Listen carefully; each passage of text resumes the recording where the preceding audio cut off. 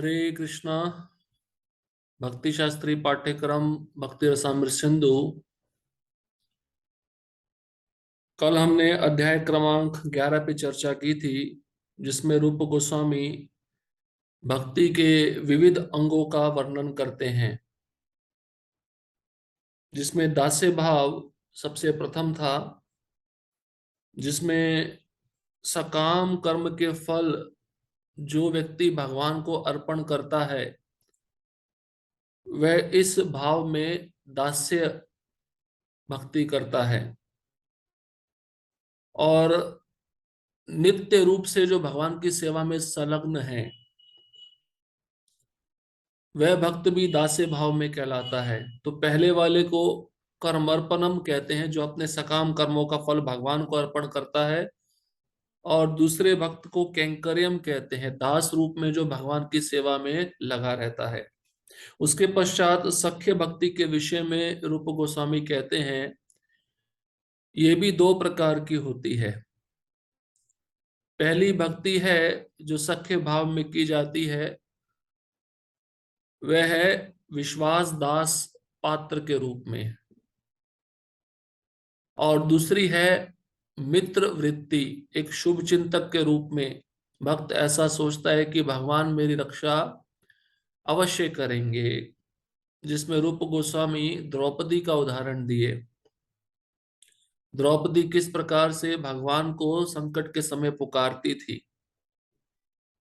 इसके पश्चात रूप गोस्वामी कहते हैं आत्मनिवेदनम भक्ति का वर्णन करते हैं कि भगवान को सर्वस्व अर्पित करना और अपनी प्रिय वस्तु भगवान को अर्पित करना, यह भी भक्ति का एक मूलभूत सिद्धांत है। हमें जो वस्तु अच्छी लगती है वो हमें भगवान को अवश्य अर्पित करनी चाहिए, जिससे हमारी आसक्ति उस वस्तु के प्रति नहीं रहती और वह वस्तु दिव्य बन जाती है। और कृष्ण के लिए सारी चेष्टाएं करना, भक्त की जितनी भी क्रियाएं होती हैं सुबह से लेके रात तक, वह सारी क्रियाएं उसको कृष्ण की सेवा के लिए करना चाहिए। और शरणागत होना, जिसको शरणापति कहते हैं, जब भगवान को कोई शरणागत हो जाता है तो भगवान कहते हैं मैं उसका रक्षण करता हूं, उसका पालन करता हूं और उसको समस्त दुखों से बचा लेता हूं।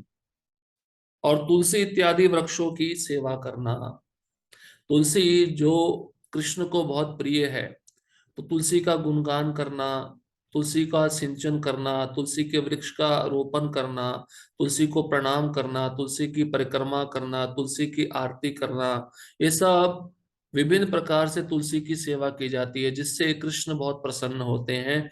और तुलसी का बहुत ही ज्यादा महत्व हमारे आध्यात्मिक जीवन में है। तुलसी की सेवा किए बिना हम कृष्ण को प्रसन्न नहीं कर पाएंगे। तो ये सब मूलभूत सिद्धांत रूप गोस्वामी भक्ति रसामृत सिंधु के 11वें अध्याय में बताए। तो आज हम अध्याय क्रमांक 12 प्रारंभ कर रहे हैं, जिसका शीर्षक है दिव्य सेवा के अन्य अंग। देखा जाए तो ये भक्ति के 64 अंग ही चल रहे हैं। 64 अंगों को रूप गोस्वामी विभिन्न प्रकार के अध्यायों में वर्णन किए हैं। अब इस अध्याय का जो पहला मूलभूत अंग है वो है शास्त्रों का श्रवण। श्री रूप गोस्वामी के अनुसार कोई भी ऐसी पुस्तक जो भक्ति के अग्रसर होने में प्रकाश डालती है वह शास्त्र मानी जाती है। श्रील मध्वाचार्य ने भी शास्त्र की परिभाषा रामायण, महाभारत, पुराण, उपनिषद, वेदांत या ऐसे ही शास्त्रों के अनुसरण के में लिखे अन्य ग्रंथ के रूप में दी है। तो ऐसा ग्रंथ जो कृष्ण के नाम रूप गुण लीला का वर्णन करता है वह शास्त्र माना जाता है। और ऐसा पुस्तक जिसमें कृष्ण के रूप गुण लीला का वर्णन नहीं है वह शास्त्र नहीं कहलाया जाएगा। और बहुत सारे शास्त्र हैं जैसे रामायण, महाभारत, पुराण, उपनिषद, वेदांत, ये सब लिखित रूप में उपलब्ध है। लेकिन कलयुग में इतना समय किसके पास है ये सब शास्त्र पढ़ने के लिए। इसलिए एक ही शास्त्र है, वो है श्रीमद् भागवतम। उसी को श्रवण करना चाहिए और उसी को पढ़ना चाहिए। स्कंद पुराण में आता है, जो व्यक्ति वैष्णव भक्ति के अनुशीलन को प्रतिपादित करने वाले साहित्य के अध्ययन में निरंतर लगा रहता है, वह मनुष्य समाज में कीर्ति पाता है और भगवान कृष्ण उस पर प्रसन्न होते हैं। जो व्यक्ति ऐसे साहित्य को अपने घर में सावधानी पूर्वक सजो कर रखता है और उसे सादर नमस्कार करता है, वह सारे पाप फलों से मुक्त हो जाता है और अंततः देवताओं द्वारा पूजनीय बनता है। अब रूप गोस्वामी स्कंद पुराण से उदाहरण देते हैं कि ऐसा वैष्णव जो भक्ति का बहुत ही दृढ़ता पूर्वक अनुशीलन कर रहा है, पालन कर रहा है और उस शास्त्र को पढ़ने में लगा रहता है, श्रवण करने में लगा रहता है, उसकी समाज में बहुत कीर्ति होती है, यश होता है। क्योंकि जब वह शास्त्र पढ़ता है, उसको ज्ञान मिलता है, वह ज्ञान का वितरण जब दूसरों को करता है तो समाज में उसका यश फैलता है। और ऐसा व्यक्ति जो साहित्य को अपने घर में बहुत अच्छे से रखता है, स्वच्छ जगह पे रखता है, उसकी आरती करता है, पूजा करता है, नमस्कार करता है, वह व्यक्ति भी सारे पाप फलों से मुक्त हो जाता है और देवता भी उच्च लोकों में उस व्यक्ति का पूजन करते हैं। इसलिए घर में शास्त्र को बहुत अच्छे से रखना चाहिए, उसका आदर होना चाहिए, नमस्कार करना चाहिए, क्योंकि वह शास्त्र कृष्ण से अलग नहीं है, स्वयं कृष्ण है। शास्त्र का श्रवण और अध्ययन लगभग एक ही है, इसलिए भक्त को नियमित रूप से शास्त्र का रोज अध्ययन करना चाहिए,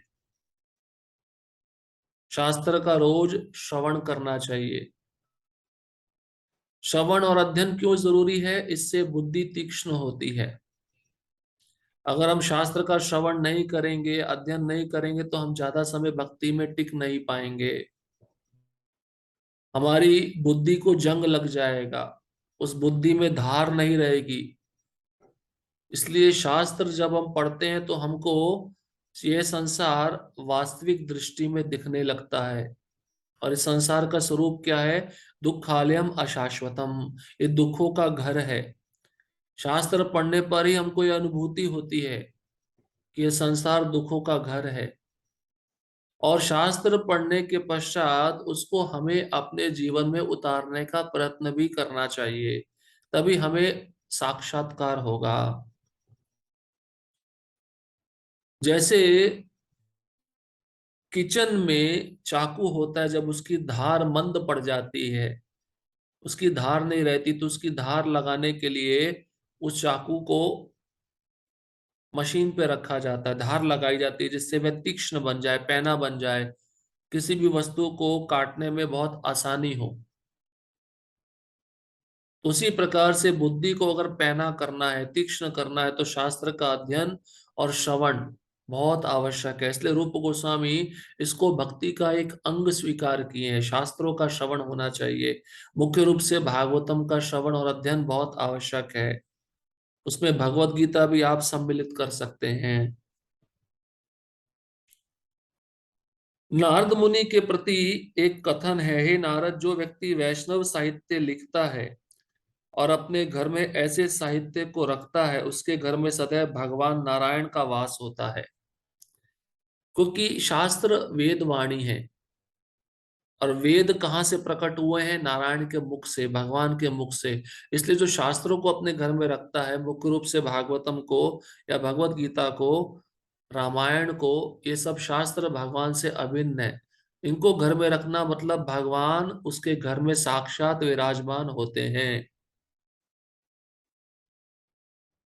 इसलिए वैष्णव को साहित्य लिखना भी चाहिए। भगवान इससे भी प्रसन्न होते हैं, क्योंकि भगवान देखते हैं ये भक्त मेरा गुणगान लिखित रूप में कर रहा है, और ये लिखित रूप में कर कर, छपाई कर कर जब ये दूसरों तक पहुंचेगा तो वह भी भक्त बनेंगे। श्रीमद् भागवत में 12वां स्कंद, 13वां अध्याय और 15वां श्लोक कहा गया है, श्रीमद् भागवत समस्त वेदांत दर्शन का सार है। जो व्यक्ति किसी न किसी तरह श्रीमद् भागवत के अध्ययन में अनुरक्त हो गया है, उसे अन्य साहित्य पढ़ने में कोई स्वाद नहीं आता। दूसरे शब्दों में, जिस व्यक्ति ने श्रीमद् भागवत के दिव्य आनंद का आस्वाद लिया है वह संसारी लेखनों से कभी संतुष्ट नहीं हो सकता। अब भागवतम के इस स्कंद का जो अध्याय है उसमें जो जो श्लोक बताया गया है बहुत ही सार रूपी श्लोक है। इसमें सुखदेव गोस्वामी राजा परीक्षित को कहते हैं,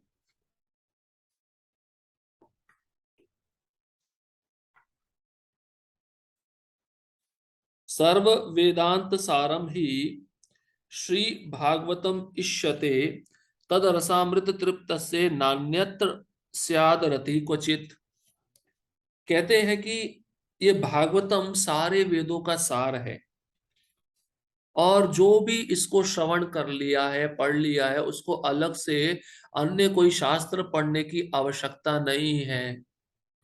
और तद रसामृत तृप्तस्य, भक्त को इसको पढ़ने से ही तृप्ति मिलती है, आनंद मिलता है।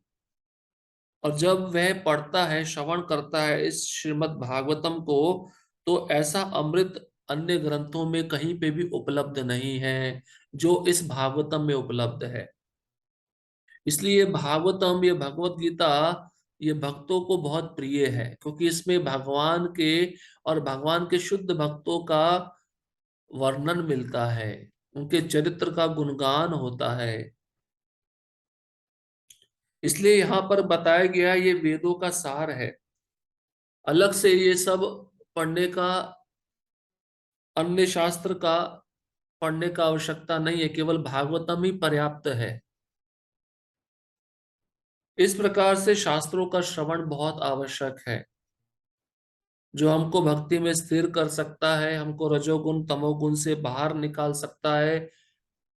भागवतम में हमने सुना भी है कि जो रोज नित्यम रूप से भागवतम का अध्ययन करता है, श्रवण करता है, वह भक्ति में निष्ठा के स्तर पे पहुंच जाता है, अनर्थ निवृत्ति को पार कर जाता है, सत्व गुण में स्थित होकर धीरे धीरे वह विशुद्ध सत्व में प्रवेश करता है। इसलिए शास्त्र को पढ़ना बहुत जरूरी है। श्रील प्रभुपाद जी का एक प्रसिद्ध वाक्य है, प्रभुपाद जी कहते हैं, जो मेरे शास्त्र नहीं पढ़ता, जो मेरे ग्रंथ नहीं पढ़ता, वह केवल खाएगा, सोएगा और उसका पतन हो जाएगा। इसलिए शास्त्र जब हम पढ़ते हैं तो हमें जीवन में कोई भी समस्या आती है उसको हम फेस कर सकते हैं, उसका हम सामना कर सकते हैं। और शास्त्र पढ़ने पर हम कभी विचलित नहीं होंगे, हमारा मन स्थिर रहेगा। शास्त्र ना पढ़ने के कारण, मुख्य रूप से प्रभुपाद के ग्रंथ ना पढ़ने के कारण ही हमारा मन विचलित होता है। इसलिए शास्त्र और प्रभुपाद जी के ग्रंथ अभिन्न हैं। शास्त्रों का सार ही प्रभुपाद जी अपने दिव्य पुस्तकों में प्रदान किए हैं। तो रूप गोस्वामी स्पष्ट रूप से कहते हैं शास्त्रों का श्रवण होना चाहिए, और भागवतम और भगवत गीता का श्रवण और अध्ययन पर्याप्त है, उसी में सारा ज्ञान दिया है। केवल और केवल भक्ति का वर्णन है, किसी भी प्रकार का पुरुषार्थ, धर्म, अर्थ, काम, मोक्ष का वर्णन नहीं है। वो भक्ति ही भगवान को प्रिय है जिसका वर्णन श्रीमद् भागवतम में हुआ है। इसके पश्चात रूप गोस्वामी दूसरा सिद्धांत इस अध्याय में बताते हैं, मथुरावास। वराह पुराण में मथुरा के आवासीय मकानों की प्रशंसा पाई जाती है। भगवान वराह पृथ्वी के लोगों से कहते हैं, जो व्यक्ति मथुरा के अतिरिक्त अन्य स्थानों के प्रति आकृष्ट होता है वह निश्चित रूप से माया द्वारा सम्मोहित हो जाएगा। ब्रह्मांड पुराण में कहा गया है कि तीनों लोकों के सारे तीर्थ स्थानों की यात्रा करने के सारे फल मथुरा की पवित्र भूमि के स्पर्श मात्र से प्राप्त किए जा सकते हैं। अनेक शास्त्रों में कहा गया है कि मथुरा की भूमि के श्रवण, स्मरण, महिमा गान, वांछा, दर्शन या स्पर्श मात्र से मनुष्य की सारी इच्छाएं पूरी हो सकती हैं।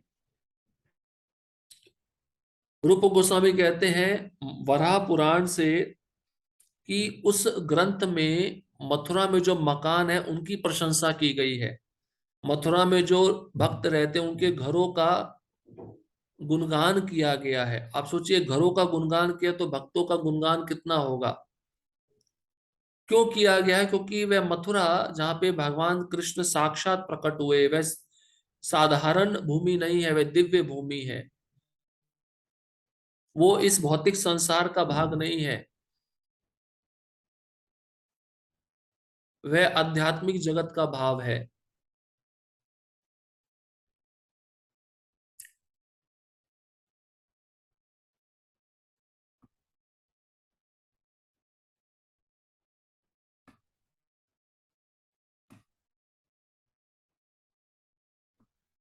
इसलिए रूप गोस्वामी यहाँ पे कहते हैं कि जो व्यक्ति मथुरा को छोड़कर अन्य स्थानों के प्रति बहुत आकर्षित होता है, वह माया के द्वारा भ्रमित हो जाएगा, माया के द्वारा सम्मोहित हो जाएगा।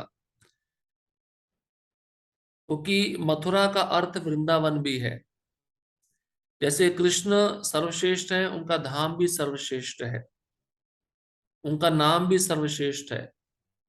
इसलिए भक्त को इस मथुरा मंडल भूमि के प्रति आकृष्ट होना चाहिए। और पुराणों में कहा गया है कि जो तीनों लोकों के तीर्थों की यात्रा करता है, उस सब का फल केवल मथुरा में आकर मथुरा की भूमि को स्पर्श कर कर उस व्यक्ति को प्राप्त हो जाएगा। ठीक है, अगर मथुरा नहीं भी जा पाता है, जिस स्थान पे है उस स्थान पर रहकर मथुरा धाम के विषय में श्रवण करता है, स्मरण करता है, उस मथुरा की भूमि का महिमा गान करता है, तो ये सब करने से उस मनुष्य की सारी इच्छाएं पूरी हो जाती हैं। इसके पश्चात तीसरा सिद्धांत बताते हैं भक्तों की सेवा करना, जो कि बहुत ही महत्वपूर्ण है। पद्म पुराण में वैष्णवों या भक्तों की सेवा की प्रशंसा की गई है। इस पुराण में शिवजी पार्वती से कहते हैं, हे पार्वती, पूजा की अनेक विधियां हैं, किंतु इनमें से परम पुरुष की पूजा सर्वश्रेष्ठ है। किंतु भगवान की भी पूजा से बढ़कर उनके भक्तों की पूजा है। ये पद्म पुराण का बहुत ही प्रसिद्ध श्लोक है, जिसमें स्वयं शिव जी प्रमाण दे रहे हैं पार्वती को। वे कहते हैं, आराधना नाम सर्वेशाम विष्णुर आराधनम परम, तस्मात् परतरम देवी तदिया नाम समर्चनम। तो सब पूजाओं में सबसे श्रेष्ठ पूजा विष्णु की है, जो भगवान है। और शिव जी फिर आगे कहते हैं पार्वती को, विष्णु भगवान से भी श्रेष्ठ पूजा उनके भक्तों की है। तदिया नाम समर्चनम, जो विष्णु से संबंधित है, जैसे उनके भक्त, उनकी पूजा भगवान की पूजा से भी श्रेष्ठ है। भागवतम के 9वें स्कंद में जब दुर्वासा मुनि ने अम्बरीश महाराज के चरणों में अपराध किया और अपनी जान को बचाने के लिए दुर्वासा मुनि पूरे ब्रह्मांड में भ्रमण करने लगे और सुदर्शन चक्र उनका पीछा करने लगा, अंत में वह वैकुंठ जाकर भगवान के चरणों में गिरे, तो भगवान ने दुर्वासा मुनि को यही आदेश दिया, अहम भक्त पराधीनो, मैं भक्त के अधीन हूं, मैं भक्त के वश में हूं। अगर तुम्हें अपनी जान बचानी है तो तुम्हें उस भक्त के चरणों में जाकर गिरना होगा, और वह भक्त अगर क्षमा कर देगा तो तुम्हारी जान बच जाएगी। कारण बताते हैं भगवान दुर्वासा मुनि को, मेरे भक्त मुझे प्रिय हैं क्योंकि उन्होंने सब कुछ मेरी सेवा के लिए छोड़ दिया है। अपना घर छोड़ दिया है, अपने संतान, बच्चे, पत्नी, ऐश्वर्य, इन सब का परित्याग कर दिया। किसके लिए? मेरी सेवा के लिए।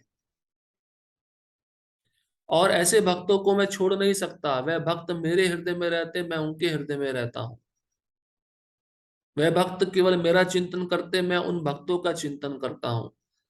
जैसे एक पतिव्रता नारी या स्त्री अपने पति को सेवा के द्वारा वश में कर लेती है, ऐसे उन भक्तों ने अपनी निष्काम सेवा से मुझे वश में कर लिया है।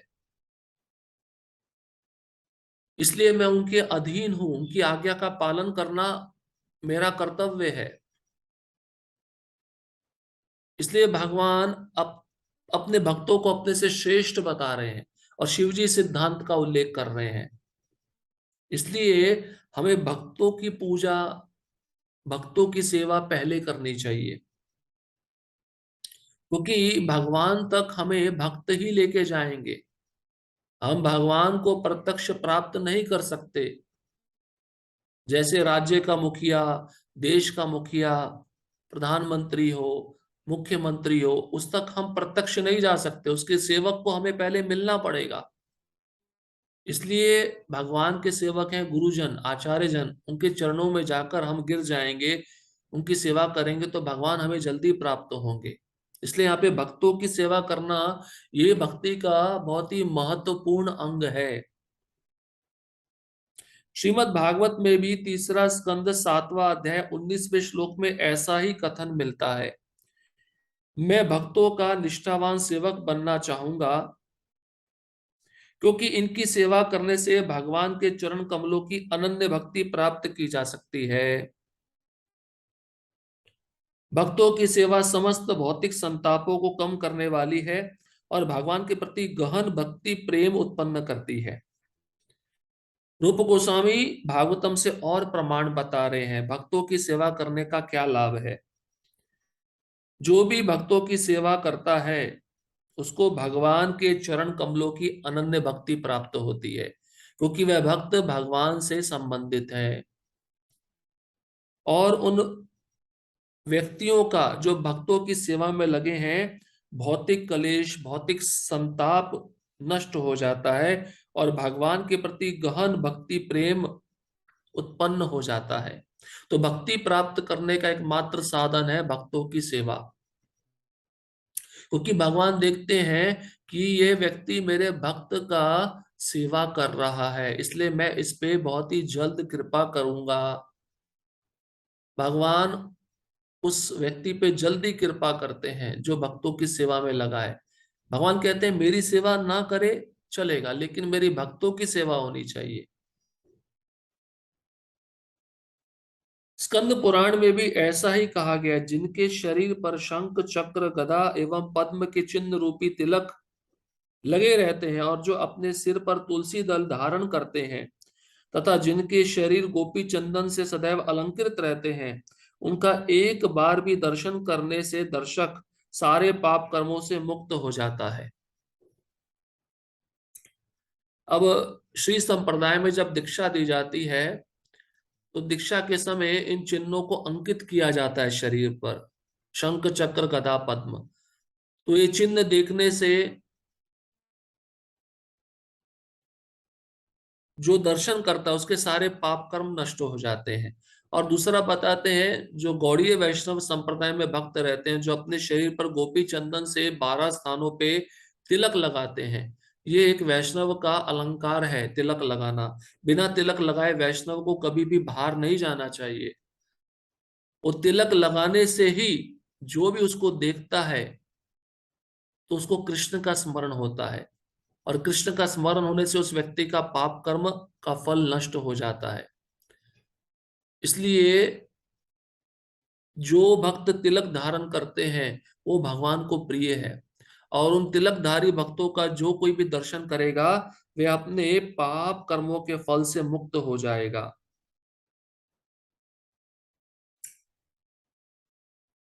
इसके पश्चात श्रीमद् भागवतम में पहला स्कंद 19वां अध्याय 33वें श्लोक में ऐसा ही कथन मिलता है। भक्त के पास जाने, उसके चरण कमल छूने या उसे आसन देने से मनुष्य सारे पाप कर्मों के फलों से मुक्त हो जाता है, इसमें कोई संशय नहीं है। यहाँ तक कि ऐसे वैष्णव के कार्यकलापों के स्मरण से मनुष्य अपने परिवार सहित शुद्ध हो जाता है, तो फिर उसकी प्रत्यक्ष सेवा करने के विषय में क्या कहा जाए।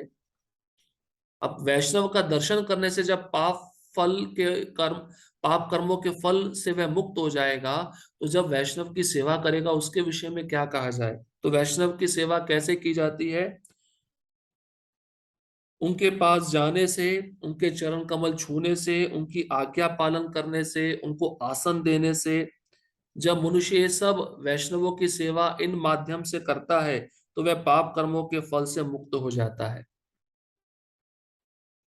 और केवल वो ही मुक्त नहीं होता, ऐसा बताते हैं कि उसके परिवार में जितने भी लोग हैं वह भी उस सेवा से मुक्त हो जाते हैं। वह परिवार के जन वह भी पाप कर्मों के फल से मुक्त हो जाते हैं। वो वैष्णव तो होता ही है, उसके परिवार के सदस्य भी उस पाप कर्म के फलों से मुक्त हो जाते हैं उस वैष्णव के इस प्रकार से सेवा करने से। आदि पुराण में साक्षात भगवान कृष्ण अर्जुन को संबोधित करते हैं, हे पार्थ, जो अपने को मेरा भक्त बताता है वह मेरा भक्त नहीं है। जो अपने को मेरे भक्त का भक्त बतलाता है असल में वही मेरा भक्त है। कोई भी व्यक्ति भगवान के पास सीधे नहीं पहुंच सकता है, उसे शुद्ध भक्तों के माध्यम से उन तक पहुंचना चाहिए। इसलिए वैष्णव आचार पद्धति में मनुष्य का पहला कर्तव्य किसी भक्त को गुरु रूप में स्वीकार करना और तब उसकी सेवा करना होता है। श्री रूप गोस्वामी कहते हैं कि भक्ति रसामृत सिंधु में विभिन्न शास्त्रों से दिए गए सारे उदाहरण महान आचार्यों तथा भगवत भक्तों को मान्य है। अब आदि पुराण का श्लोक है जिसमें भगवान स्पष्ट कहते हैं कि जो भक्त यह कहता है कि मैं भगवान का भक्त हूं, तो भगवान कहते हैं मैं उसको अपना भक्त, अपना दास स्वीकार नहीं करता। तो फिर किसको वह भक्त स्वीकार करते हैं? भगवान अर्जुन को कहते हैं जो ये कहता है मैं आपके भक्तों का भक्त हूं, मैं आपके दासों का दास हूं, भगवान उसको अपने भक्त और दास के रूप में स्वीकार करते हैं। ये में भक्त जना पार्था ना में भक्ताश्चाते जना, मद भक्ता नाम चाये भक्तास ते में भक्तात्मा मतः। तो ये सिद्धांत दिखाता है कि हमें भगवान का प्रत्यक्ष भक्त नहीं बनना चाहिए, हमें भगवान के भक्तों का भक्त बनना चाहिए। इसलिए चैतन्य महाप्रभु कहते हैं गोपीर भर्तुर पद कमल्योर दास दासानुदासः, मैं गोपियों के भर्ता श्री कृष्ण के दासों का मैं दास हूं। क्योंकि भगवत धाम में हम जितना दासत्व ज्यादा स्वीकार करेंगे उतनी हमारी पदवी बढ़ती जाएगी, भगवान के नजरों में हम हमारा स्थान और ऊंचा होता जाएगा। इसलिए यहां पर कहते हैं कि भगवान को प्रत्यक्ष रूप में हम प्राप्त नहीं कर सकते, तो कौन माध्यम है? आचार्य जन गुरुजन माध्यम है, उनका हमें दास बनना पड़ेगा, तभी हमें भगवान जल्दी प्राप्त हो पाएंगे। इसलिए भागवतम के 7वें स्कंद में प्रहलाद महाराज कहते हैं हे नरसिंह भगवान, मुझे आपकी सेवा नहीं चाहिए, आपके शुद्ध भक्त नारद मुनि की सेवा चाहिए।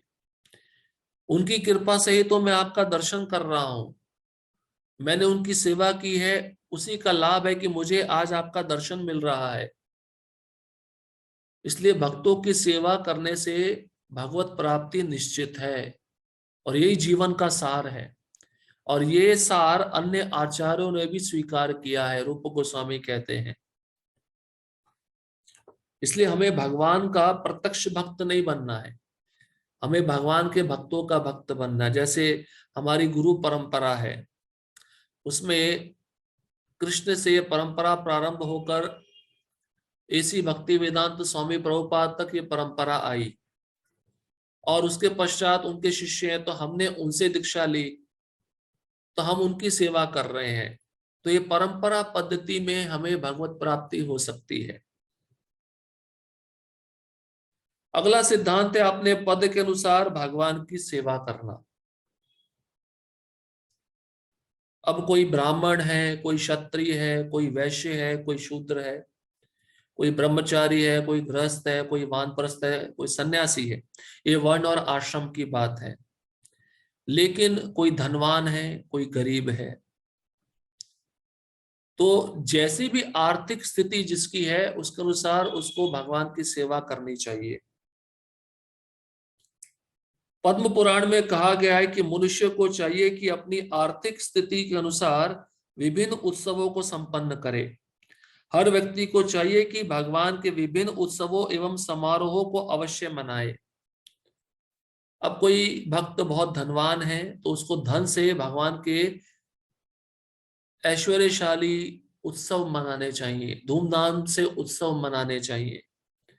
और कोई भक्त गरीब है, जिसकी आर्थिक स्थिति ठीक नहीं है, तो वह अपने शरीर से सेवा कर सकता है, वह अपने मन से सेवा कर सकता है, अपनी बुद्धि से सेवा कर सकता है। तो जो भगवान ने जिस भक्त को दिया है, उस वस्तु का पूर्णतः उपयोग भगवान की सेवा में होना चाहिए।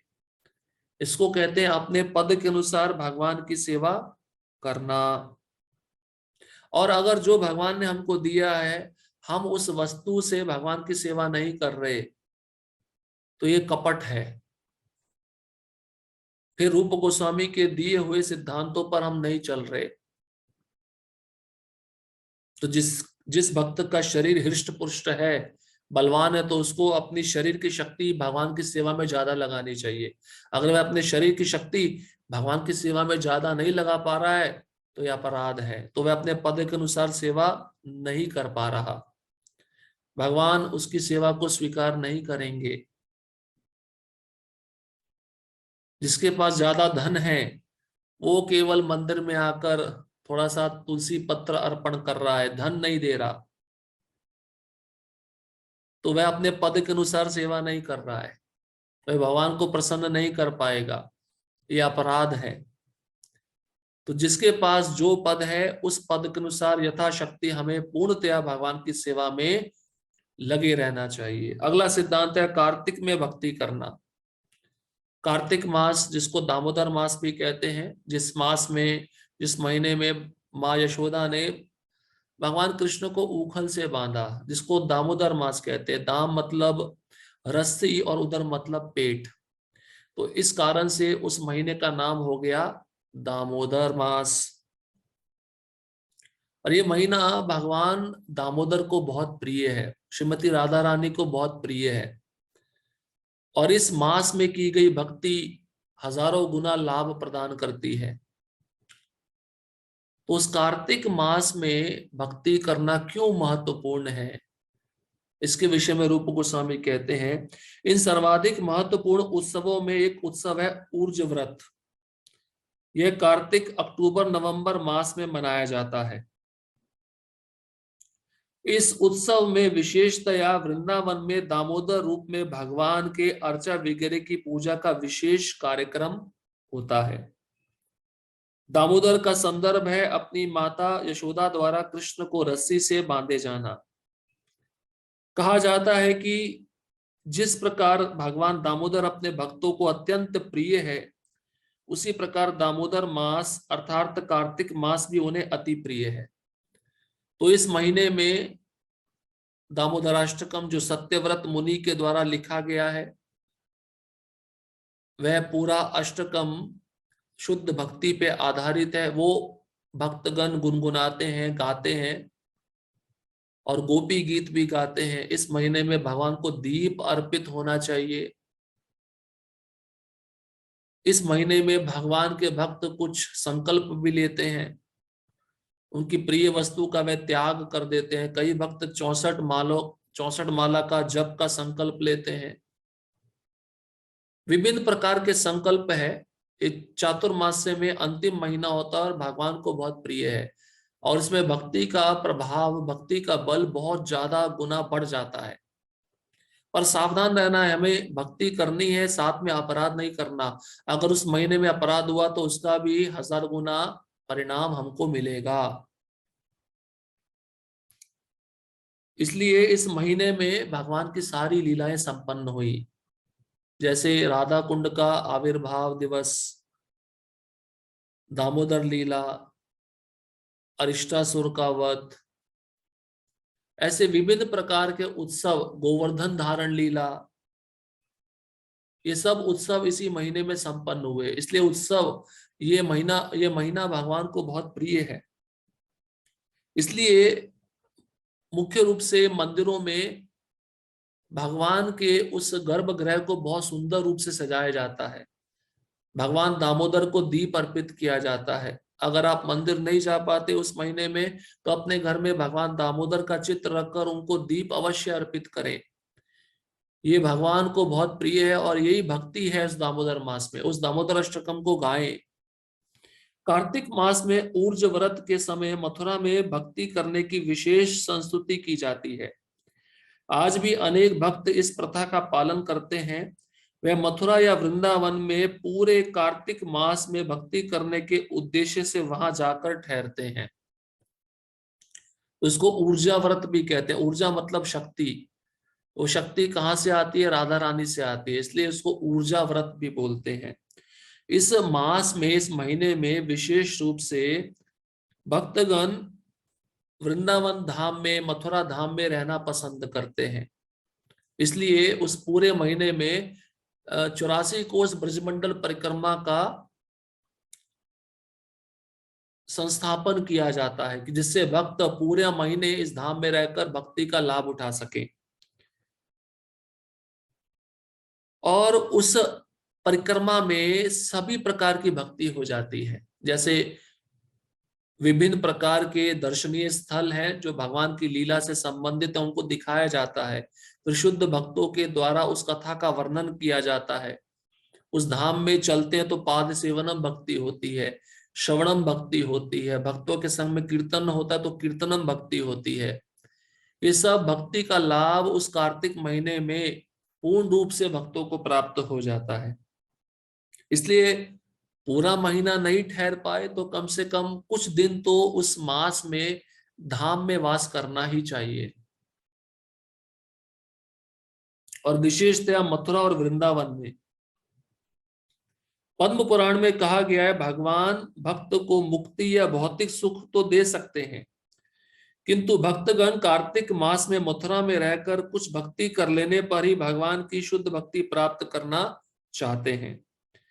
तात्पर्य यह है कि भगवान उन सामान्य व्यक्तियों को भक्ति नहीं प्रदान करते जो भक्ति के विषय में निष्ठावान नहीं है, किंतु ऐसे निष्ठा रहित व्यक्ति भी यदि कार्तिक मास में विशेषतया मथुरा मंडल में रहकर विधि पूर्वक भक्ति करते हैं तो उन्हें भगवान की व्यक्तिगत सेवा प्राप्त होती है। एक और लाभ बता रहे हैं कार्तिक में भक्ति करने का लाभ क्या है। रूप गोस्वामी कहते हैं पद्म पुराण के द्वारा, जब भगवान भक्त को मुक्ति बहुत आसानी से दे देते हैं, भौतिक सुख बहुत आसानी से दे देते हैं, यदि वह भक्त उस कार्तिक मास में मथुरा में कुछ समय के लिए रुक जाता है और जब वह निष्ठावान पूर्वक भक्ति करता रहता है तो उसको शुद्ध भक्ति भी दे देते हैं। लेकिन अपनी भक्ति ऐसे लोगों को नहीं देते जो श्रद्धावान नहीं है, निष्ठावान नहीं है। लेकिन भगवान कहते हैं अगर ऐसे नास्तिक लोग भी उस कार्तिक महीने में मेरे धाम में आकर रहते हैं, वृंदावन में, मथुरा में रहते हैं, तो मैं उनको भी भक्ति दे देता हूं। ये परिणाम है कार्तिक मास में भक्ति करने का, वो भी धाम में। और ऐसे लोगों को जो नास्तिक है, जब वह कार्तिक मास में उस धाम में आकर रहते हैं तो भगवान कहते हैं अगले जन्म में मैं उनको अपने धाम में बुलाकर अपनी व्यक्तिगत सेवा देता हूं, पर्सनल सेवा देता हूं। इसलिए विशेष समय पर इन धामों में जाना चाहिए और इन धामों में जाने का बहुत ज्यादा लाभ कार्तिक मास में प्राप्त होता है। इसलिए आप देखिए सारे भक्त कार्तिक के महीने में कोई भी मंदिर में रहना नहीं चाहता, सभी वृंदावन की तरफ आकर्षित होते हैं क्योंकि नित्य भक्ति वहां निवास करती है, भगवान के शुद्ध भक्त वहां निवास करते हैं। तो ये सब कार्तिक मास में भक्ति करने का लाभ दर्शाता है जो रूप गोस्वामी इसका वर्णन किए। अगला सिद्धांत है भगवान के लीला संबंधी उत्सवों को मनाना। अब भगवान की बहुत सारे उत्सव हैं, जैसे उनका प्राकट्य दिवस आता है, जैसे झूलन यात्रा है, गोवर्धन लीला का उत्सव है, और रामनवमी है। भगवान के विभिन्न अवतार हैं, उन वह अवतार जब प्रकट होते हैं तो उससे संबंधित भक्तों को सारे उत्सव मनाने चाहिए। भविष्य पुराण में भगवान के प्राकट्य, जन्मदिन तथा उनकी अन्य दिव्य लीलाओं को उत्सव रूप में मनाने के विषय में यह कहा गया है। हे जनार्दन कृष्ण, हमें बतलाएं कि आपकी माता देवकी देवी ने आपको किस दिन जन्म दिया। यदि आप हमें यह बतला दें तो हम उस तिथि को महोत्सव मनाएं। हे केशी के संहारक केशव, हम आपके चरण कमलों पर पूर्ण रूपेण शरणागत हैं और हम उत्सवों के द्वारा आपको केवल प्रसन्न करना चाहते हैं। भविष्य पुराण का यह कथन इसका प्रमाण है कि भगवान के विविध उत्सवों को मनाने से भगवान अवश्य ही प्रसन्न होते हैं। अब किसी व्यक्ति का जन्मदिन हो तो वह जब जन्मदिन मनाया जाता है तो व्यक्ति कितना प्रसन्न होता है। उस व्यक्ति को भेंट दी जाए उसके जन्मदिन पर, वह व्यक्ति कितना खुश हो जाता है। तो भगवान का जन्मदिन हम जब मनाएंगे तो भगवान कितने प्रसन्न होते हैं। और भगवान तो सबसे लोकप्रिय है। इस संसार के व्यक्ति का लोकप्रियता क्या है, उसका जन्मदिन कितने लोग मनाते हैं। लेकिन भगवान का जन्म तो देवता भी उच्च लोकों में मनाते हैं, ब्रह्मा जी भी ब्रह्मलोक में मनाते हैं, और निम्न लोकों में जो जीव रहते हैं वे भी भगवान का जन्मोत्सव मनाते हैं, क्योंकि सब जानते हैं कृष्णस्तु भगवान स्वयं। इसलिए जन्माष्टमी बहुत धूमधाम से मनानी चाहिए, जरा सा भी कंजूसी नहीं करनी चाहिए। जिसके पास जो है पूरी तरह से भगवान को अर्पित कर देना चाहिए। इस प्रकार से भगवान के उत्सव मनाने चाहिए। और उत्सव मनाने के पीछे उद्देश्य क्या है? उत्सवा मानवा प्रिया, ये उत्सव मनुष्य को बहुत प्रिय है। घर में कोई शादी होती है, विवाह होता है, तो घर के लोग, परिजन, संबंधी कितने प्रसन्न होते हैं। वह उत्सव कितने दिनों तक चलता है। आप सोचिए, छोटा सा उत्सव ये संबंधियों को बहुत प्रिय लगने लगता है, और भगवान का जन्मोत्सव कितना महान है, कितना दिव्य है, उसको मनाने पर भक्तगण कितनी प्रसन्नता का अनुभव करते होंगे। इसलिए भगवान के उत्सव के लिए भक्त विभिन्न प्रकार का आयोजन करते हैं, ऐश्वर्यशाली आयोजन करते हैं। उनका अभिषेक, उन पे पुष्पों की वर्षा, उन पे फलों के जूस की वर्षा। इस प्रकार से भक्त अपना भाव उन भगवान के चरण कमलों में अर्पित करते हैं, उन उत्सवों में भाग लेकर। इसलिए उस मंदिर को सजाना चाहिए फूलों से। उस दिन भगवान की सेवा में कोई कमी नहीं होनी चाहिए, पूरा दिल खोल देना चाहिए, क्योंकि सब कुछ दिया हुआ भगवान का ही है, हमारा कुछ नहीं है। इसलिए उन सब वस्तुओं का उपयोग यथारूप में भगवान के लिए ही होना चाहिए।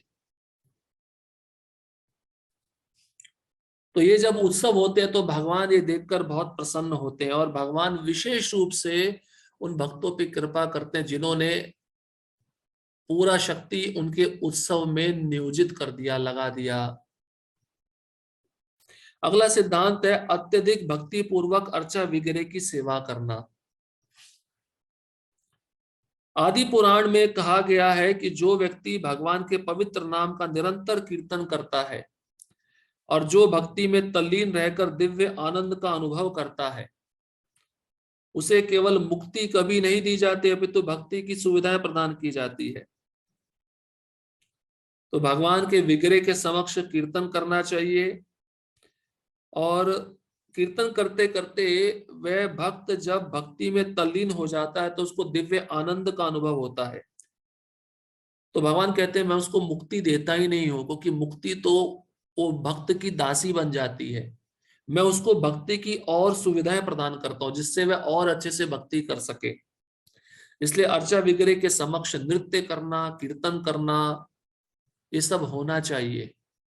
भागवतम में भी कृष्ण उद्धव को कहते हैं, मंदिर में जो अर्चा विग्रह होता है मैं उस रूप में वहां निवास करता हूं और अपने भक्तों को मेरी सेवा करते हुए देखता हूं, और मुझे बहुत आनंद आता है जब वह भक्त मेरे कीर्तन में नृत्य करते हैं, गायन करते हैं, मेरी लीला का बखान करते हैं। उस सब को सुनकर मुझे बहुत दिव्य आनंद आता है। और मैं उन भक्तों को और भक्ति की सुविधाएं प्रदान करता हूं। मुक्ति का अर्थ है भौतिक कलमश से छुटकारा। मुक्त हो जाने पर इस जगत में उसे फिर से जन्म नहीं लेना पड़ता। निर्विशेषवादी अपने अस्तित्व को समाप्त करने के लिए ब्रह्म में तल्लीन होना चाहते हैं, किंतु श्रीमद् भागवत के अनुसार मुक्ति अपनी सामान्य स्थिति को प्राप्त करने का शुभारंभ मात्र है। हर जीव की सामान्य स्थिति भगवत सेवा में संलग्न होना है। आदि पुराण के कथन से ऐसा प्रतीत होता है कि भक्त केवल भक्ति में तल्लीन रहने से संतुष्ट होता है। उसे भौतिक बद्ध जीवन से किसी मुक्ति की आकांक्षा नहीं रहती। दूसरे शब्दों में, जो व्यक्ति भक्ति में तल्लीन रहता है वह ऊपर से भले ही भौतिक जीवन स्थिति में रहता प्रतीत हो, किंतु वास्तव में रहता नहीं। अब मुक्ति का अर्थ बताते हैं रूप गोस्वामी। वे कहते हैं भौतिक कलमश से छुटकारा। तो जो ज्ञानी होते हैं, जो इस संसार से मुक्त होना चाहते हैं, उनका उद्देश्य होता है ये जो दुख मिल रहा है संसार में, इस दुख से हमें मुक्ति चाहिए, इस भौतिक कलमश से हमें छुटकारा चाहिए। और ऐसा सोचते हैं कि मुक्त हो जाने पर हमें दोबारा जन्म नहीं लेना पड़ेगा, लेकिन उनको दोबारा आना पड़ता है, क्योंकि उन्होंने कृष्ण के प्रति सेवा भाव को जागृत नहीं किया। इसलिए उन ज्ञानियों का उद्देश्य होता है अपने अस्तित्व को समाप्त करना, ब्रह्म में तल्लीन हो जाना। और मुक्ति तो भक्ति करने से प्रारंभ होती है। जब जीव भगवत सेवा में संलग्न होता है तो मुक्ति उसको प्राप्त हो गई। मुक्ति हित्वा अन्यथा रूपम स्वरूपेण व्यवस्थिति। जब उस जीवात्मा को पता चलता है कि मैं कृष्ण का दास हूं और उसके अनुसार वह सेवा करता है, तो मुक्ति उसको प्राप्त हो जाती है। तो भक्त केवल भक्ति में तल्लीन रहता है, संतुष्ट रहता है, और भक्त को तो भौतिक जीवन से मुक्त होने की आकांक्षा भी नहीं रहती। चैतन्य महाप्रभु कहते हैं, मम जन्मनि जन्मनीश्वरे भवताद भक्तिर अहेतुकी त्वयि। मुझे मुक्त होने की आकांक्षा नहीं है, जन्म जन्मांतर मैं आपकी अहेतुकी भक्ति करता रहूं, यही मेरी इच्छा है। तो जो भक्त भक्ति में लगा हुआ है वह संसार में रहता हुआ भी रहता नहीं है। जैसे कमल का पुष्प कीचड़ में उत्पन्न होता है पर कीचड़ का स्पर्श नहीं करता। अगला सिद्धांत है भक्तों के बीच श्रीमद् भागवत का पाठ। श्रीमद् भागवत वैदिक ज्ञान का कल्पतरु है। वेद का अर्थ है ज्ञान की राशि।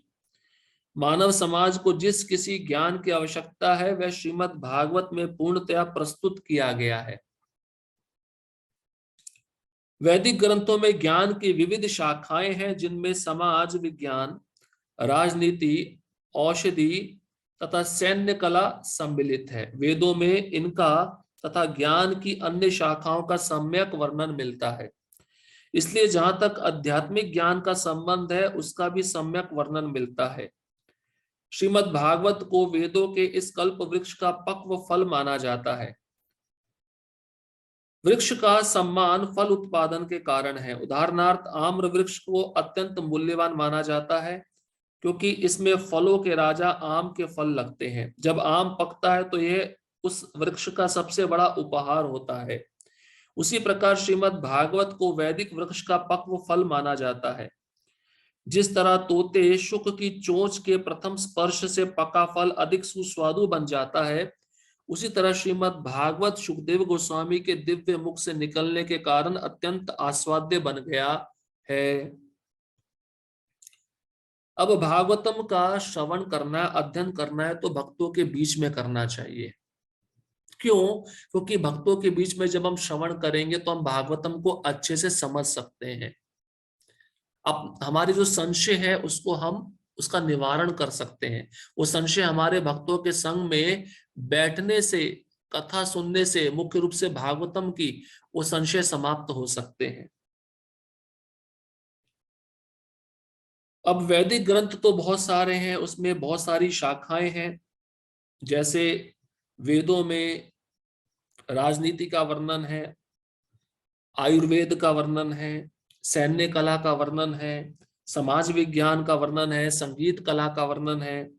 ये सब शाखाएं वेदों में पाई जाती हैं। और वेदों में तो और भी विषयों का वर्णन मिलता है, लेकिन ये जो भागवतम है ये वेदों का पका हुआ फल है। अब वृक्ष का सम्मान कैसे होता है? फल पाकर होता है। जब वृक्ष बड़ा होता है, फल देता है, तो सबसे बड़ा उपहार यही है। अब वेदों के द्वारा मंथन करके व्यास देव ने हमको भागवतम दिया, सबसे बड़ा फल ये भागवतम है। और ये भागवतम सुखदेव गोस्वामी के द्वारा उच्चारण किया गया है। जैसे मीठा आम होता है और कच्चा आम होता है। कच्चा आम इतना मीठा नहीं होता है, उसको पकने में थोड़ा समय लगेगा, लेकिन मीठा आम पहले से ही मीठा है।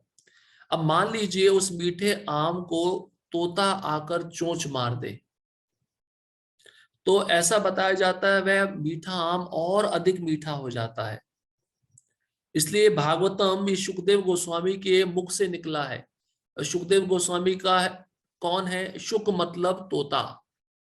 ये श्रीमती राधा रानी के पालतू तोता है, जो राधा रानी के दिव्य कर कमलों के ऊपर बैठते हैं। उन्होंने भागवतम परीक्षित महाराज को सुनाया। अब वह भागवतम जब उनके मुख से निकला तो यह और आस्वाद्य बन गया। इसलिए भक्तगण इसको आस्वादन करते रहते हैं।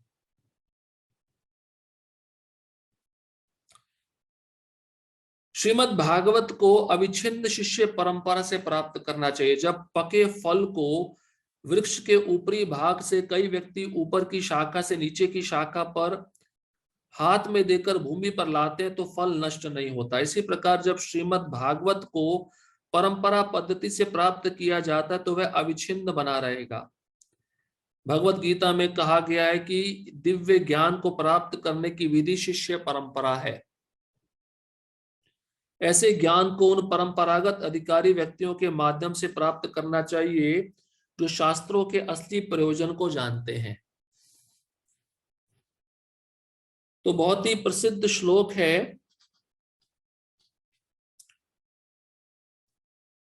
निगम कल्पतरोर गलितम फलम शुक मुखाद अमृत द्रव्य संयुतम पिबत भागवतम रसमालयम मुहर रहो रसिका भुवि भावुका। ये भागवतम सभी वेदों का सार है, सभी वेदों का पका हुआ फल है। सुखदेव गोस्वामी के मुख से निकला है और ये और आस्वाद्य हो गया है। ये भागवतम एक जूस की तरह है। कोई जूस होता है, पेय पदार्थ होता है, उसको हम मुख से पीते हैं, लेकिन ये भागवतम कानों से पिया जाता है, श्रवण के माध्यम से।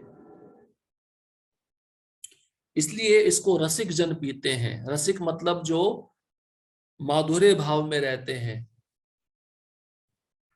अब इसको प्राप्त कैसे किया जाना चाहिए, इसका वर्णन रूप गोस्वामी कहते हैं। श्रीमद् भागवतम को शिष्य परंपरा से प्राप्त किया जाना चाहिए। गुरु शिष्य परंपरा है, 4 परंपरा है, श्री रुद्र ब्रह्म कुमार, इन चारों संप्रदायों में गुरु शिष्य परंपरा है। उसके द्वारा हमें भागवतम सुनना चाहिए, क्योंकि कारण बता रहे हैं, जब कोई वस्तु ऊपर से नीचे दी जाती है तो वह नष्ट नहीं होती। जैसे उदाहरण दिया है, आम का पेड़ है, ऊपर व्यक्ति है, वह तोड़कर नीचे वाले व्यक्ति को दे रहा है तो वह आम नष्ट नहीं होता।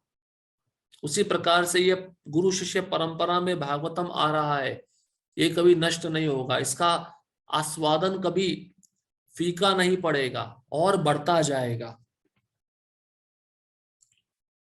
तो ऐसे व्यक्ति से नहीं सुनना चाहिए जो भक्त नहीं है, क्योंकि ऐसे व्यक्ति से सुनना मतलब अपने भौतिक कल्मशों को बढ़ाना है।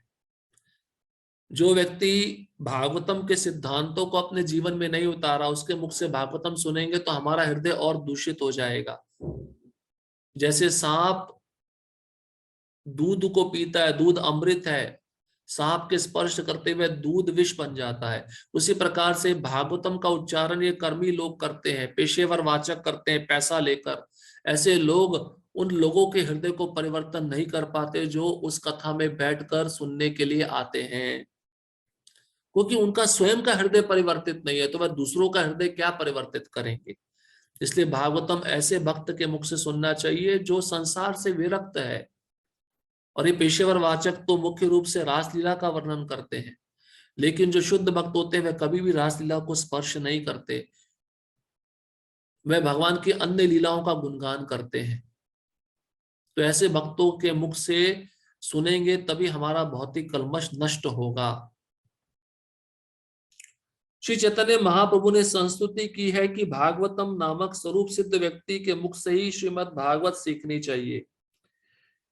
भागवत का अर्थ है भगवान से संबंधित, इसलिए भक्त को कभी कभी भागवतम कहा जाता है, और जो ग्रंथ भगवान की भक्ति से संबंधित हो वह भी भागवतम कहलाता है। श्री चैतन्य महाप्रभु ने संस्तुति की है कि श्रीमद् भागवत का असली स्वाद चखने के लिए भागवतम पुरुष से शिक्षा ग्रहण करनी चाहिए। मुक्त पुरुष के लिए भी श्रीमद् भागवत आस्वाद्य है। सुखदेव गोस्वामी ने स्वीकार किया है कि यद्यपि वे अपनी माता के गर्भ से ही मुक्त पुरुष थे, किंतु श्रीमद् भागवत के आस्वादन के बाद ही वे महान भक्त बने। इसलिए कृष्ण भावनामृत में अग्रसर होने के इच्छुक व्यक्ति को श्रीमद् भागवत के तात्पर्य का आस्वादन प्रामाणिक भक्तों की व्याख्या से ही करना चाहिए। अब कहते हैं कि दो प्रकार का भागवतम होता है, व्यक्ति भागवतम और ग्रंथ भागवतम।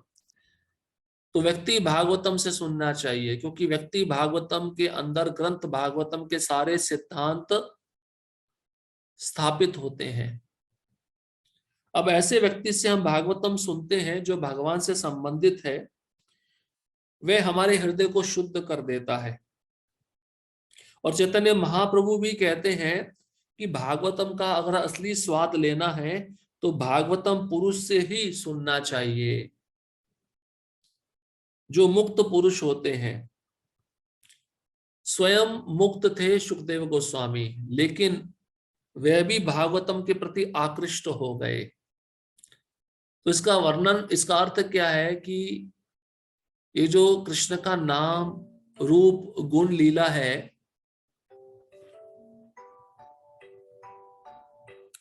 ये जो कृष्ण का नाम रूप गुण लीला है, ये साधारण नहीं है, दिव्य लोक से आया है। जो भी इसके प्रति आकृष्ट हो जाता है, चाहे वह मुक्त पुरुष क्यों ना हो, वह भी दिव्य पद को प्राप्त कर लेगा। जैसे सुखदेव गोस्वामी पहले ब्रह्मवादी थे और बताया जाता है केवल ब्रह्म का ध्यान करते थे, संसार से कुछ लेना देना नहीं। व्यासदेव ने सोचा कि इतना बड़ा भागवतम लिखा है, इसका प्रचार कौन करेगा, इसलिए व्यासदेव ने अपने शिष्यों को उस स्थान पे भेजा जहां सुखदेव गोस्वामी रहते थे। और व्यासदेव ने कहा ये भागवतम के कुछ सुंदर श्लोक है, इनका गुणगान सुखदेव गोस्वामी के सामने जाके करना। तो दो श्लोक थे, अहो बकियम स्तन कालकूटम और वड़हा पीड़म नटवर वपो।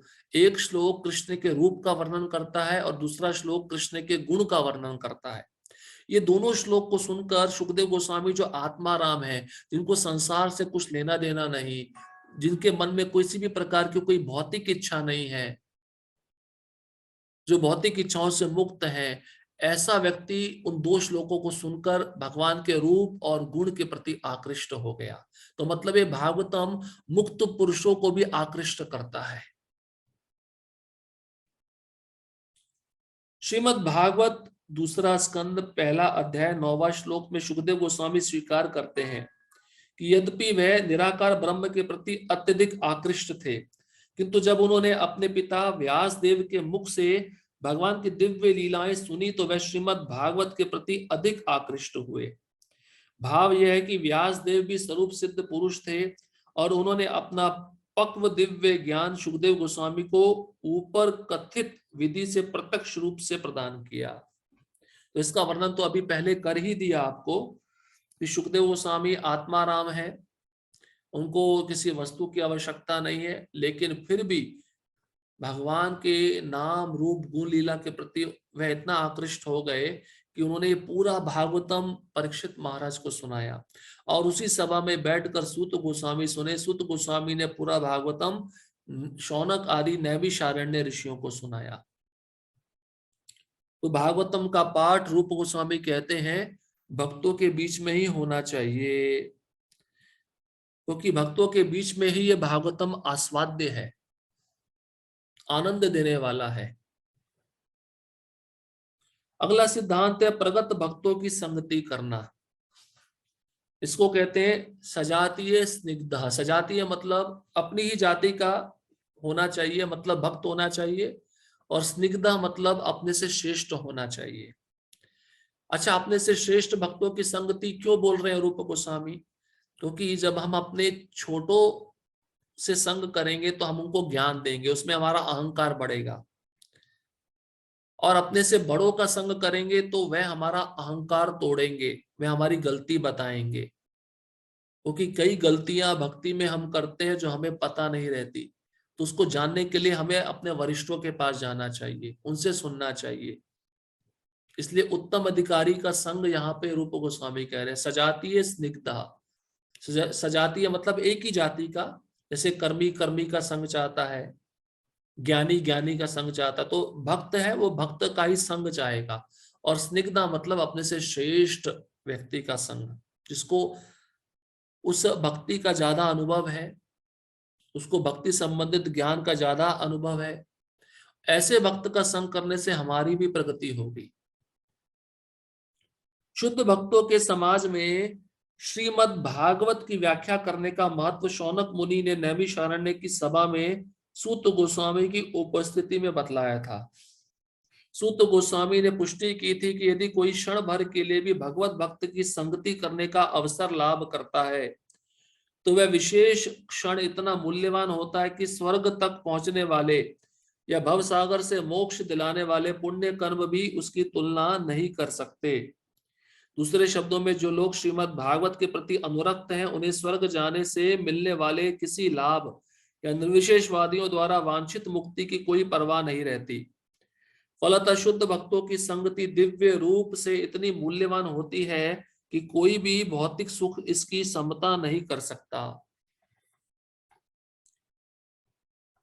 तो श्रीमद् भागवतम का ही श्लोक है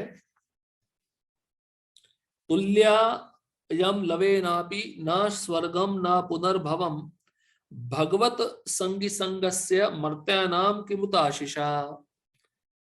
ये श्लोक कहता है कि अगर भक्त का संग एक क्षण के लिए भी मिल जाता है तो वह एक क्षण वाला संग स्वर्ग जाने वाले संग से भी ज्यादा महत्वपूर्ण है, और मुक्ति पाने वाले संग से भी ज्यादा महत्वपूर्ण है।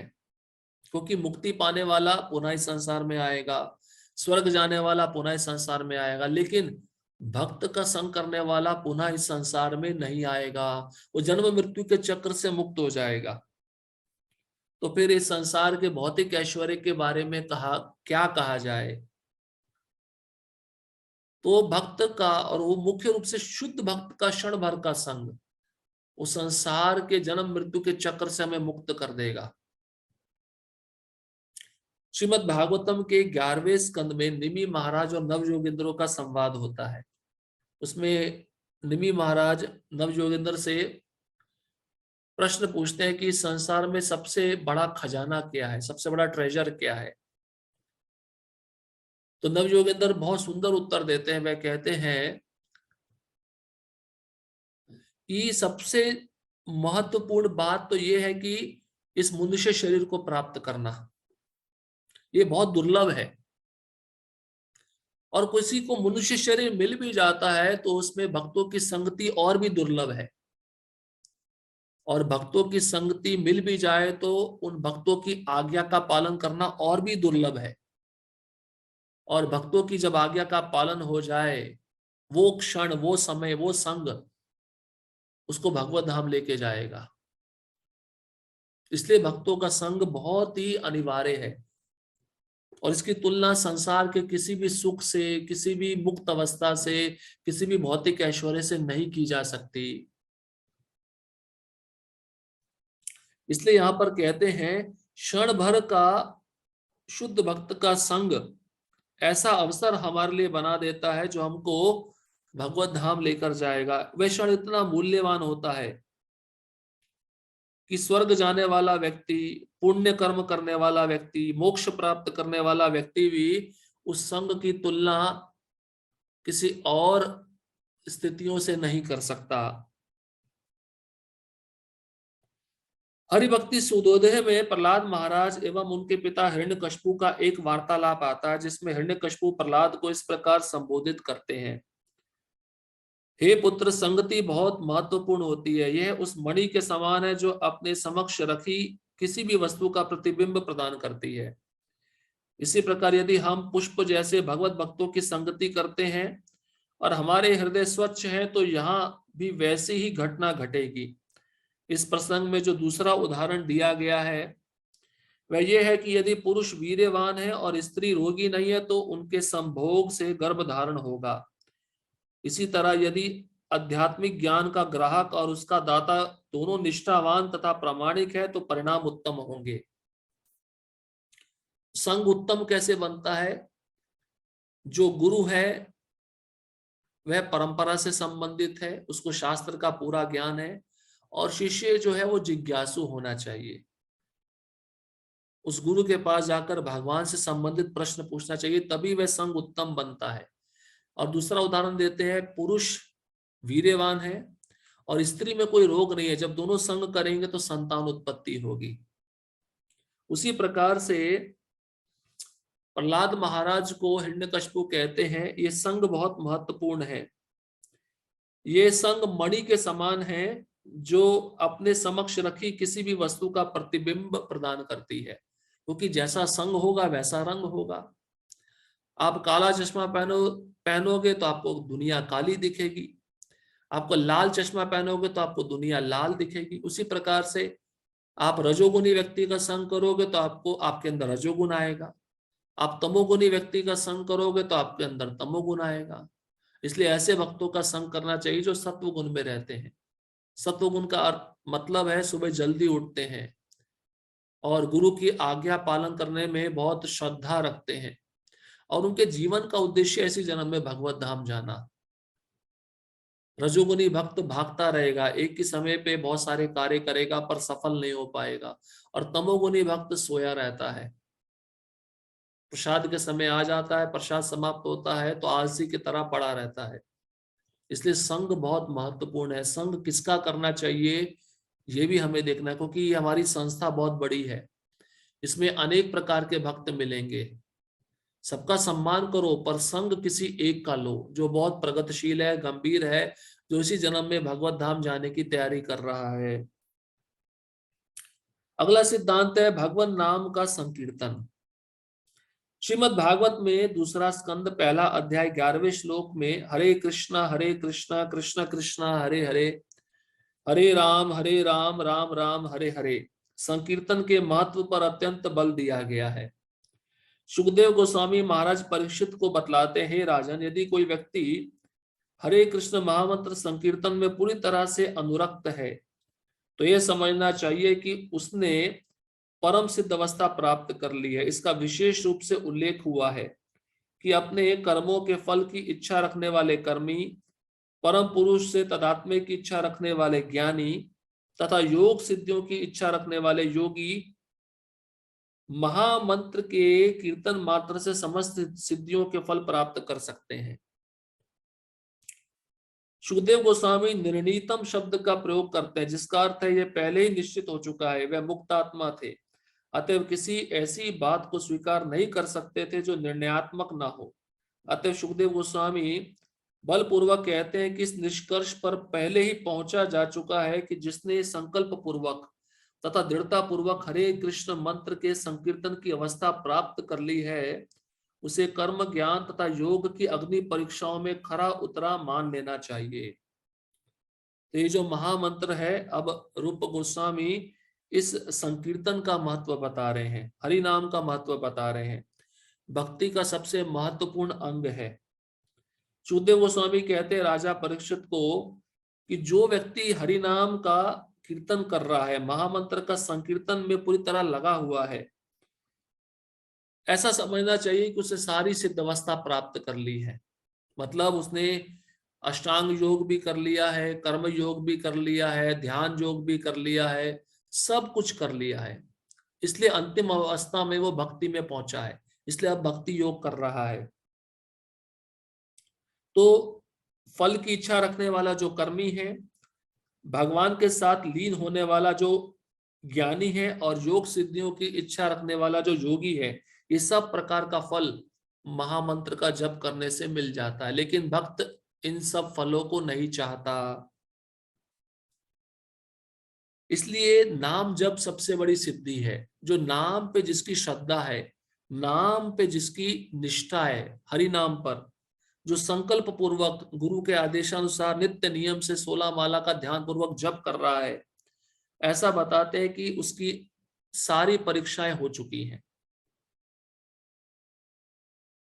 जिसकी जीवा पे नाम है, हरि नाम है, वह पूर्व जन्मों में सारे तीर्थों का भ्रमण कर चुका है, सारे वेदों का अध्ययन कर चुका है, सभी प्रकार की तपस्याएं कर चुका है, सभी प्रकार की पूजा अर्चना कर चुका है।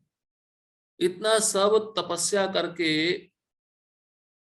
अब जाकर उसकी जीवा पे हरि नाम आया है, और वह कोई साधारण मनुष्य नहीं है, क्योंकि उसके सारे पाप कर्म नष्ट हो चुके हैं, इसलिए उसकी जीवा पे हरि नाम है। जब तक जीवा पे पाप रहेगा, मन में पाप रहेगा, तब तक जीवा पे हरि नाम नहीं आने वाला। इसी बात की पुष्टि आदि पुराण में कृष्ण द्वारा की गई है। हे वे अर्जुन को संबोधित करते हैं, जो व्यक्ति मेरे दिव्य नाम के कीर्तन में लगा रहता है, उसे सदा मेरी संगति में रहता मान लो। मैं तुमसे स्पष्ट कहता हूं कि मैं ऐसे भक्त का आसानी से कृतदास बन जाता हूं।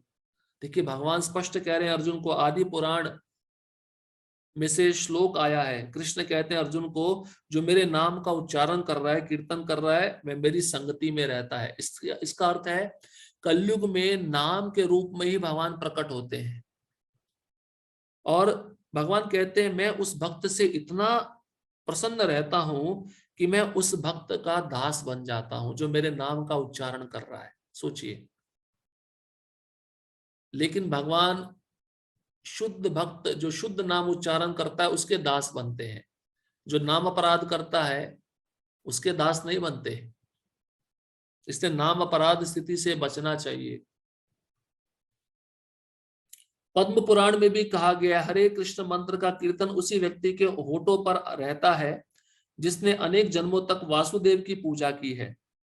आगे यह भी कहा गया है, भगवान के पवित्र नाम तथा साक्षात भगवान में कोई अंतर नहीं होता।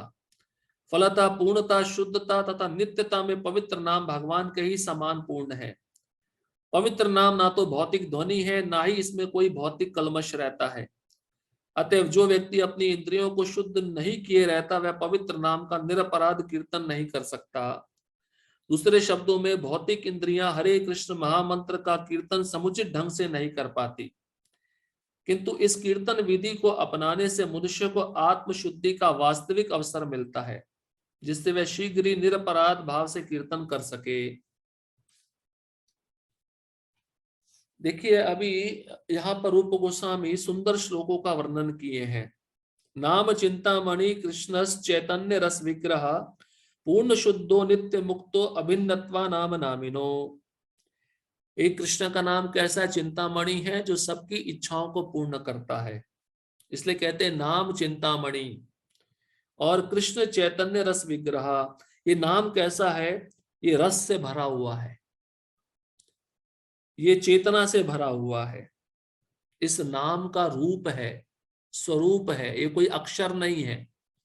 और कहते पूर्ण शुद्ध हो, ये पूर्ण शुद्ध है, मतलब प्रकृति के 3 गुणों से ये हरि नाम प्रभावित नहीं होता।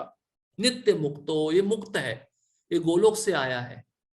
जो भी इस नाम को लेगा वह भी मुक्त हो जाएगा। अजामिल अजामिल ने अपने अंतिम समय में अपने पुत्र का नाम पुकारा, नारायण नाम पुकार कर वह मुक्त हो गया। तो आप सोचिए, जो भक्त श्रद्धा पूर्वक नाम जप कर रहा है, भगवान को संबोधन करके कर रहा है, तो वह मुक्त क्यों नहीं होगा। और अभिन्नत्वा नाम नामिनो, ये नाम भगवान से अभिन्न है, भगवान ही साक्षात, ये हमें समझ के जप करना चाहिए। ये जो नाम है ये साक्षात भगवान है, ऐसा समझकर हम जप करेंगे, तब हम ध्यान पूर्वक जप कर पाएंगे। हम इसको भगवान समझते ही नहीं है, इसको भौतिक अक्षर समझते हैं, इसलिए हमारा मन भटकता रहता है, हमारा ध्यान नहीं लगता, हमारा मन विचलित होता है। कारण यही है, क्योंकि आध्यात्मिक जगत में भगवान का नाम, रूप, गुण, लीला, इसमें कोई अंतर नहीं है। और फिर कहते हैं अतः श्री कृष्ण नामादि न भवेद ग्राह्यम इंद्रिय सेवन मुखे जीवादो स्वयं एव स्फुरतदा। कृष्ण का नाम, रूप, गुण, लीला ये भौतिक इंद्रियों द्वारा नहीं समझा जा सकता। इसको समझने के लिए दिव्य इंद्रियां चाहिए। तो दिव्य इंद्रियां कब बनेंगी? जब हम अपने जीवा को कृष्ण के नाम की सेवा में लगाएंगे। कृष्ण, इस जीवा से जब हम नाम उच्चारण करेंगे, जीवा नाम उच्चारण करते करते पवित्र हो जाएगी, फिर कृष्ण का नाम, रूप, गुण, लीला हमको समझ में आ जाएगा। इस प्रकार से रूप गोस्वामी नाम की महिमा का गायन कर रहे हैं। तो ये कीर्तन की जो विधि है, ये जब कोई मनुष्य करता है तो उसकी आत्मशुद्धि होती है, उसके कल्मश नष्ट होते हैं और वह शीघ्र ही निरपराध भाव से कीर्तन करने लगता है। शुरुआत में अपराध युक्त नाम होता है, लेकिन अपराध युक्त नाम होने पर हमें नाम बंद नहीं करना है, सतत नाम लेते रहना है। वो सतत नाम लेने पर हम अपराध युक्त स्तर से मुक्त होकर नाम आभास पे आएंगे और नाम आभास से फिर शुद्ध नाम में प्रवेश करेंगे। जैसे कोई रोगी है और रोगी का रोग ठीक नहीं हो रहा, डॉक्टर ने उसको औषधि दिया है, तो एक ही पर्याय है उस औषधि को पीना। वो कड़वी है, वो औषधि पीने पर ही उसका रोग ठीक होगा। आगे कहते हैं चैतन्य महाप्रभु ने हृदय की धूल साफ करने के लिए सबको हरे कृष्ण मंत्र का कीर्तन करने की सलाह दी है। यदि हृदय की धूल साफ हो जाए तो मनुष्य पवित्र नाम के महत्व को वास्तव में समझ सकता है। जो व्यक्ति इस धूल को अपने हृदयों से हटाना नहीं चाहते अपितु उसे उसी तरह रहने देना चाहते हैं, वे हरे कृष्ण मंत्र के कीर्तन का दिव्य फल प्राप्त नहीं कर सकते। अतएव हर एक को भगवान के प्रति सेवा भाव विकसित करने के लिए प्रोत्साहित किया जाना चाहिए, क्योंकि इससे निरपराध भाव से कीर्तन करने में सहायता मिलेगी। इस तरह गुरु के मार्गदर्शन में शिष्य को सेवा करने का और साथ ही हरे कृष्ण मंत्र के कीर्तन का प्रशिक्षण दिया जाता है। जो ही मनुष्य में रागानु का भक्ति भाव का विकास होता है, वह महामंत्र के पवित्र नामों की दिव्य प्रकृति को तुरंत समझ जाता है। तो चैतन्य महाप्रभु कहते हैं चेतो दर्पण मार्जनम। इस चित्त रूपी दर्पण, ये जो चित्त रूपी शीशा है, दर्पण है, इस पे धूल जमी हुई है। उस धूल को हटाने के लिए एक ही साधन है, वो है हरि नाम। जैसे शरीर को साफ करने के लिए साबुन होता है, इसलिए इस चित्त रूपी मन पर जो धूल बैठी है, अनेक जन्मों की कलमश बैठे, उसको साफ करने का एकमात्र साधन है हरिनाम। इसलिए चैतन्य महाप्रभु कहते हैं इस हरिनाम से ही हम चित्त रूपी दर्पण को साफ कर सकते हैं और फिर पवित्र नाम की महिमा को समझ सकते हैं। अब ऐसे लोग हैं जो हृदय से धूल को हटाना नहीं चाहते, तो उनको वह दिव्य स्थिति प्राप्त नहीं हो पाएगी। सेवा भाव विकसित करना है तो हरिनाम अच्छे से लेना होगा, तभी हमारे अंदर सेवा भाव भी आएगा और निरपराध भाव से कीर्तन करने में सहायता मिलेगी। और ये कैसे होना चाहिए, बहुत ही महत्वपूर्ण सिद्धांत बता रहे हैं रूप गोस्वामी। एक योग्य गुरु के मार्ग निर्देशन में होना चाहिए, क्योंकि जप करना एक विज्ञान है। जप कैसे करना चाहिए, जप करने के पीछे क्या उद्देश्य है, ये सब विधियां आचार्यगण हमको सिखाते हैं, गुरुजन सिखाते हैं, इसलिए उनके पास जाकर हमें सीखना चाहिए। कई भक्त होते हैं जप करते हैं, उनका माला 5 मिनट में पूरा हो जाता है, जबकि नियम है एक माला को 7.5 मिनट लगता है। तो इसका मतलब है वो कुछ माला के जो मणि है उस पे नाम जप नहीं कर रहे, या अक्षरों को उच्चारण ठीक से नहीं कर रहे। कई भक्तों को बैठते ही निद्रा आने लगती है, कईयों को तमोगुण सताता है। तो इतना आसान नहीं है जप करना, लेकिन गुरु के मार्ग निर्देशन में रहते हुए, उनकी आज्ञा का पालन करते हुए जब हम जप करेंगे तो हम धीरे धीरे ये सब बाधाओं को पार कर जाएंगे और जो पवित्र दिव्य नाम है भगवान का, उसकी प्रकृति को समझ पाएंगे। अंतिम सिद्धांत बता रहे हैं मथुरावास। पद्म पुराण में मथुरा या द्वारका जैसे पवित्र स्थानों में निवास करने के महत्व का वर्णन मिलता है। उसमें यह कहा गया है, विभिन्न तीर्थ स्थानों की यात्रा करने का अर्थ है भव बंधन से छुटकारा प्राप्त करना, किंतु यह छुटकारा सर्वोच्च सिद्ध अवस्था नहीं है। इस मुक्त अवस्था को प्राप्त कर लेने के बाद भगवान की भक्ति में लगना होता है। ब्रह्मभूत मोक्ष अवस्था प्राप्त करने के बाद मनुष्य भक्ति में और अधिक अग्रसर हो सकता है। इस तरह भगवान की दिव्य प्रेममयी भक्ति की यह प्राप्ति ही जीवन का लक्ष्य है, और जो व्यक्ति मथुरा मंडल में कुछ क्षण भी निवास करता है उसे यह सरलता से प्राप्त हो जाती है। मथुरावास पहले भी बताया था, तो रूप गोस्वामी पुनः इसको कह रहे हैं। वे कहते हैं कि पद्म पुराण में मथुरावास का या द्वारका धाम में रहने का महत्व बताया गया है। तो लोग जो भक्त होते हैं विभिन्न तीर्थ स्थानों की यात्रा क्यों करते हैं? कारण है जन्म मृत्यु के चक्र से छुटकारा। लेकिन ये छुटकारा पाना ही सिद्ध अवस्था नहीं है, क्योंकि धाम में तो हम कुछ समय तक सही रहते हैं, भौतिक प्रजल्प नहीं करते, भौतिक चिंतन नहीं करते, अपराध की भावना नहीं रखते, लेकिन जैसे ही धाम छोड़ते हैं, अपने रहने वाले स्थान पे आते हैं, तो वही भौतिक चेतना हमारी प्रारंभ हो जाती है। इसलिए ये सिद्ध अवस्था नहीं है। तो सिद्ध अवस्था क्या है? जहां पे भी हो हरि नाम लो, उस हरि नाम में सारे तीर्थों का निवास है। रूप गोस्वामी उसी मथुरावास में आगे कहते हैं कि भगवान की जो दिव्य प्रेममयी भक्ति है, ये जीवन का लक्ष्य है। और मथुरा मंडल में कुछ क्षण के लिए भक्त निवास करता है, वह भक्ति उसको भगवान के द्वारा प्राप्त हो जाती है सरलता से। लेकिन हमारी भावना यही होनी चाहिए, भक्ति प्राप्त होने पर हमारी भौतिक चेतना वापस नहीं आनी चाहिए, हमें अपराधों से मुक्त होना चाहिए। तभी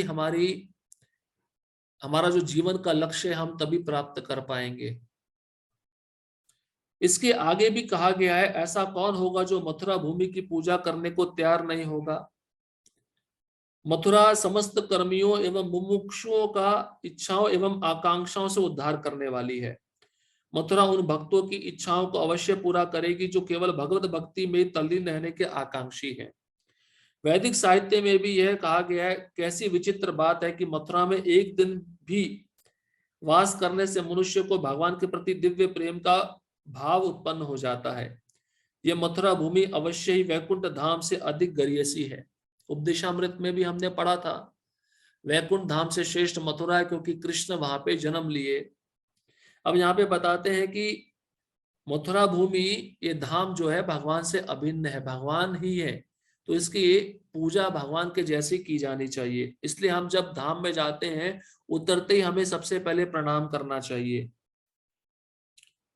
तो ये मथुरा भी पूरी है और मुक्त कर्मियों को, मुमुक्षुओं को, उनकी इच्छाओं को पूर्ण करने में मदद करती है और उद्धार करने वाली है। जहां पे इस मथुरा भूमि में जो कोई भी निवास करता है वह मुक्त हो जाता है। और ये मथुरा भूमि उन्हीं भक्तों की इच्छा पूर्ण करती है जो भक्ति में तल्लीन रहते हैं। और इस मथुरा में एक दिन का वास भी मनुष्य को भगवान के प्रति प्रेम या भाव को प्रकट करा देता है। इसलिए इस मथुरा को वैकुंठ से भी श्रेष्ठ माना गया है। इसलिए वानप्रस्थ लेने पर जो भक्त होते हैं अपना अधिक समय धाम में सेवा करने में व्यतीत करते हैं, या मंदिर में सेवा करने में अपना समय व्यतीत करते हैं। इसलिए ये भी भक्ति का एक महत्वपूर्ण अंग है, जो ये दर्शाता है कि हमें भगवान के धाम में भी वास करना चाहिए। तो इस प्रकार से ये सब सिद्धांत इस अध्याय में रूप गोस्वामी दिए हैं। इन सब सिद्धांतों का हमें पालन करना चाहिए, जिससे हम भक्ति में आगे प्रगति कर सके। तो अब अगला अध्याय जो 13वां अध्याय होगा, उसमें हम भक्ति के 5 प्रबल रूप पे चर्चा करेंगे, जिसमें रूप गोस्वामी बताएंगे श्रीमद् भागवतम का पाठ करना, अर्चा वगैरह की आराधना करना, धाम में वास करना, भक्तों की संगति करना और हरिनाम करना। ये 5 मुख्य प्रबल अंग हैं। अगर 64 अंगों को आप पूरा नहीं कर पाते, उसमें से 5 पालन करो, और रूप गोस्वामी कहते 5 भी पालन नहीं कर पा रहे, कोई एक पालन करो श्रद्धा पूर्वक, और ये इतने शक्तिशाली है कि आपके हृदय में भगवान के प्रति प्रेम को जागृत कर देंगे। तो इस अध्याय को हम अगले सत्र में श्रवण करेंगे।